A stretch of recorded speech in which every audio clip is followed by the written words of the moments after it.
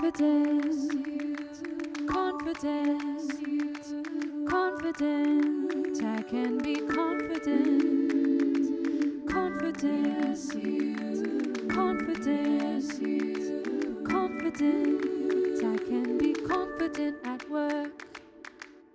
Hello and welcome to the Confident at Work podcast. I'm your host and your confidence coach, Anna Manning. And today we're starting with a question. Have you ever had one of those work moments where you made a total gaffe, where you stumbled or you flailed or you had like an outright fail? Maybe it was something small, like you said the wrong thing in a meeting, or maybe it was something big, like you peed your pants in an interview. I don't know. I reckon everybody's got one of these. A story that you would tell me, your worst workplace story, the moment where when you think about it, you're just like, my God, that was terrible. That's the story I want you to bring to mind today, because this episode is all about that moment, the one that felt like a total train wreck. We're going to think about how to turn it into comedy. Those moments where it feels like your dignity left the room. We're going to figure out how to reclaim it and give you a confidence boost in the process. And just for lols, I'm going to tell you some of my own work gaffes. So in this episode, I'm going to explain why those cringe-inducing memories feel and can feel really emotionally loaded. So this is not necessarily the things that you think of as being comedy or being funny. You might be like, oh my God, that was terrible. That time where I totally stumbled over my words and then I couldn't talk and somebody else had to take over. Or the time where I was doing a presentation and all of the technology failed and so I just stood there. Or the time where that guy totally cut over me and then I burst into tears. I'm going to explain why these moments can feel loaded and then what happens when you reframe them. What happens when you put a comedy spin on them is that they start to loosen their grip. When you can tell the story as a funny anecdote rather than the worst moment in your working life, you might be surprised at what changes. So, in your mind, I want you to grab your most mortifying work story and let's turn it from cringe to comedy. But first, I'm going to walk you through one of my classic cringe to comedy examples, an interview that went, you'd have to say completely off the fucking rails. It was terrible. And believe me, I did not used to find this story at all funny. So I was doing an interview for a job. And during the interview process, they had got us to do this personality test with all these weird questions designed to figure out God knows what. And then they had faxed off that information to a company who faxed them back, so you can tell how old the story is, a list of questions that they had to ask us in our interview based on apparently the psychoanalysis in this test. Well, the thing about the questions was I couldn't understand them. Like, I consider myself to be a reasonably bright person, but I was not sure what on earth they were getting at. So the first two the guy asked me, reading off this sheet, I tried to answer. You know what it's like in an interview where you just say any old shit? You just blabble stuff, your best guess. So I did that. And I could see them looking back at me as I was talking and thinking they've got no idea what I'm on about. And me also thinking, probably because I also have no idea what I'm on about. Anyway, we get to the third question and I try this technique again of just blabbling some shit. And halfway through, I just think, what am I even doing here? Like, clearly, I'm not going to get any marks for this answer. And I say to the guy, I'm sorry, I just don't think I even know what this question means. And he says to me, no joke, well, it is a bit obtuse, isn't it? Let's try the next one. As if it was some sort of comedy game when I was in an interview. So he tries the next one. And again, no fucking clue what it meant. So I say, yeah, sorry, I don't know what that means. So he goes on to the next one. And I'm like, again, I don't know what that question means or what it's getting at. Silence in the interview room. Oh my Lord. So I get out of the interview and I speak to my mum on like my little Nokia that I had back in the day. And she was like, "How did it go?" And I said, "It was terrible." And she was like, "I'm sure it can't have been that bad." You know, like when someone comes out of an exam and they're like, "Oh, that went so badly," but they got an A, so you don't believe them. Well, I think she thought I was doing that, but I wasn't. And I was like, "No, no, no, mum, I need to tell you, I actually couldn't answer the questions. I had to tell the guy that I didn't know what they meant. And in the end, we just had to leave it."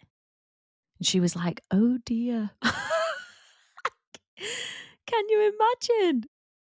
Oh my God, at the time, I can remember I cried. I felt terrible. Like, it sounds funny now, doesn't it? But it really didn't feel that funny at the time. Can you imagine how mortified I was? There I was in my new suit, all spruced up, all ready, all prepped up, and I literally couldn't answer the questions. And even worse, the questions that were based supposedly on my personality. Now, back in the day, that used to be the story of how I had worked at this place for 18 months, thought I was going to get this job, thought that I was going to train with them, thought that I was going to qualify with them, thought that I was going to live in Nottingham, this place where I lived at the time, yes, where Robin Hood's from. And of course, on the back of that interview, none of that happened. I didn't get the job.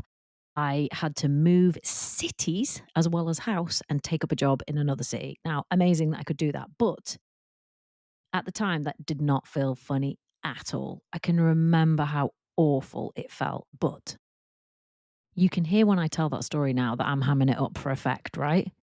I can laugh at that old story now. And when I can laugh at it, I'm literally recoding that memory. There's no shame, there's no panic, there's no thinking that it meant something about me. That story no longer has any emotional hold over me. It's just a funny story, something that I tell as an anecdote when people are trading stories about stuff that went wrong in interviews. Imagine the difference. Emotionally loaded memories, like this awful thing that happened in an interview, hold a particular kind of energetic coding. You remember the memory, what actually happened, like the autobiographical process of the memory, but you also remember the feeling, the emotion that's stored with it. And usually, people make meaning out of those situations and they memorize them too. So I've had clients who have had awful situations in interviews, a bit like that one, but what they made it mean was, I am rubbish. I'm not up to this. I'm never going to be able to do it. And not only that, but I'm rubbish at interviews. Now, can you imagine what that does to them when they come to interviews in the future? Yes, of course, you guessed it. All of that emotion, all of that learning, all of that stuff that they stored comes back. And what do you know?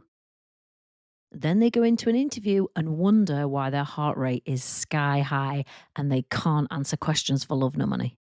However, for the person who has turned that memory into a comedy sketch, I very much doubt that that story's got any hold on them anymore.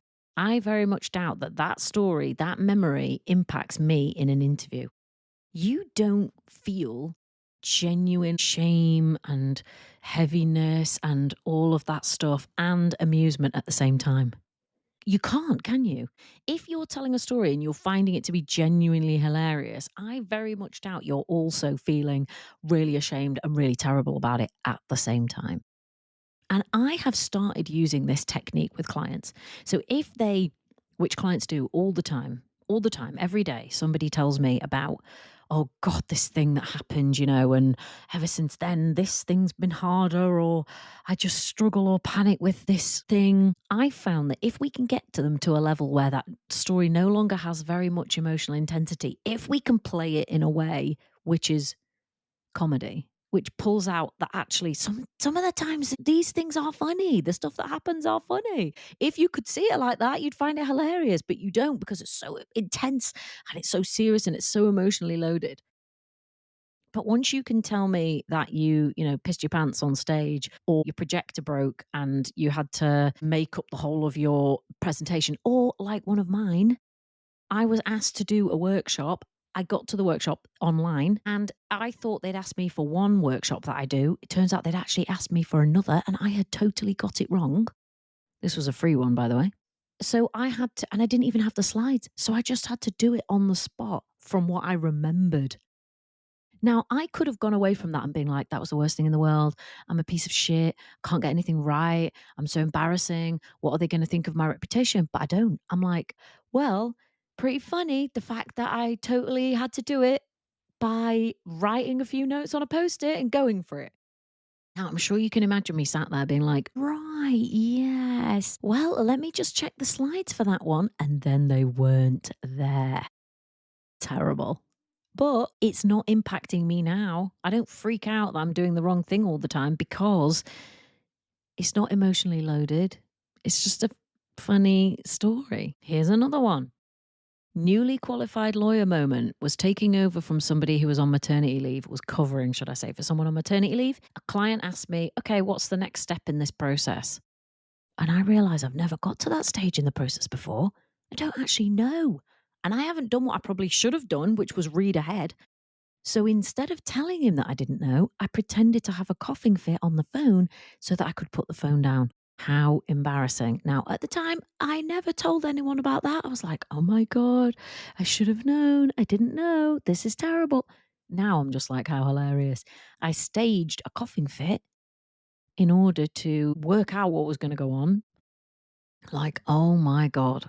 Another one, reply all. Have you ever done that? Have you ever pressed reply all by mistake? So when I worked in an NHS organisation, there was this guy who I think he became the head of the NHS or the head of NHS England, something like that. Anyway, the guy whose name I don't remember looked exactly like the Green Goblin from Spider-Man. And they sent us through these details of this guy who's, got this new job with a picture. So I hit reply to my mate and say, why has the Green Goblin taken over the NHS? But I replied all. Yes. And the reply, why has the Green Goblin taken over the NHS, went to my entire organization. And everybody knew that I was taking the piss out of this guy who'd just taken over the whole of the NHS, saying that he looked like the Green Goblin. How embarrassing. And people started replying. They were like, oh my God, Anna, you just replied all. Some people were like, yeah, he does look like the Green Goblin. Some people were like, who's the Green Goblin? I was like, oh my God, can you imagine? Anyway, I had to apologize. The whole thing was totally embarrassing. But can you imagine? I may have developed a phobia of emails or replying to emails if I had thought about that story differently. If I was like, oh my God, I'm so terrible. What am I going to do? And now I just think, well, that's funny. And it's like an anecdote that I can tell people when I talk about Spider Man or the NHS. Here's one that was my godmother's, and I actually never know whether this is truly my godmother or whether it was actually just, an urban legend. So she's having an interview for a senior job. She's a very senior person. And at the end of the interview, she stands up, shakes hands with the team, and she walks out the door, closes it behind her, and then realizes she's not gone out of the door. She's gone into a walk-in cupboard. Yep, that's right. She's standing in the walk-in cupboard behind the door. They all know she's walked into a cupboard. No one's saying anything. She's like, what can I do? She's like, I have to get out of the cupboard. They all know I'm in a cupboard. So she has to walk out of the cupboard and say, walked into a cupboard and walk back across the room and out of the door. Now, can you even imagine? Some people may have come out of those situations and been like, that's the worst thing in the world that could ever have happened. I'm such an idiot. I'm such a fool. What are they going to think of me? Blah, blah, blah. Or they could think, well, I definitely made an impression. I'm the woman who walked into the cupboard. They're never, literally never going to forget me. And they've got a great anecdote. How you tell the story makes a difference. How you tell the story either sets you up for shame, doubt, criticism, rumination, stress, worry, anxiety, and all of that being coded for future events. Or you tell the funny version of that story and you code that into the memory instead. And then when you think of that memory, it's just a funny story. It doesn't mean that you're crap. It doesn't mean that you shouldn't be there. It doesn't mean that you're not good at your job or that your reputation's in tatters or no one's ever going to trust you. It just means that you just did some stupid shit one day. Now, I know as you've been listening to this, that one of your cringeworthy moments will have popped into your head, maybe more than one. So here's what I want you to do. Pick one of those cringe stories, one that feels kind of emotionally loaded, not your childhood trauma, please. Something that could be funny, potentially. But pick one of those cringe stories, one that actually does make you wince, one that does actually feel like it's got a lot of emotion to it and feels like it was really awful, and just try retelling it as a funny story. Just give it a go. And if you can't get to funny, maybe just try like, oh, you won't believe what happened to me. This was so embarrassing. And then tell the story. Because even that is kind of neutral compared to the emotional loadedness that happens with some of these stories. And eventually, if it is actually funny, it probably would get to a funny story. But the best way you could do this, I think, is imagine you would stand up at a comedy gig and tell this cringe story. How would you tell it? What would actually get a laugh? And tell it to someone and notice how it can change how you feel about it. When you can laugh about something, you're owning it and it loses its grip. That's confidence. Even if you have a story that right now feels really loaded, it may be that in the future, it could be your funny anecdote. And I'm going to encourage you to share this with someone. Email me, hello@yesyoucoaching.com. Tell a friend. Practice it at your comedy class. See if you can do this at work. Start your own fuck up Friday. We used to have one of those. Very helpful. Remember, the way you talk about things and the way you think about things matters. It matters to you. It matters to your confidence. And it matters to the stuff you're trying to do now or in the future. When a career's been long, we all have these stories, right, that we could drag around as emotional baggage. Turning them into comedy is one way of dropping some of those bags off. And you don't need to be dragging all those emotional bags from all the things that happen during your working life around with you every day, weighing you down, taking up all the room in your head. No, most of the work that I do with people is it feels really serious, it feels really grave, and it feels really heavy. And I know that when we've got to where someone wants with their confidence, it is no longer going to feel like that. It's just not going to feel as big in their mind or in their head. It's not going to have as much weight. It's just not going to have as much gravity. It's just not going to be as much of an issue anymore. And one of the ways that you can get there is by turning those moments into comedy. All right. Thanks for listening. And remember, if you want to feel more confident at work, I can help. Listening to the podcast is great, but if you want to actually come and make some real change and get some real traction, come and work with me. Head to the link in the show notes and book a call. Tell me about all your cringe moments, and we'll see if we can turn them into comedy gold. All right. I will see you in next week's episode. Bye. Confidence, confidence, confident. I can be confident. Confidence, confidence, confident. I can be confident at work.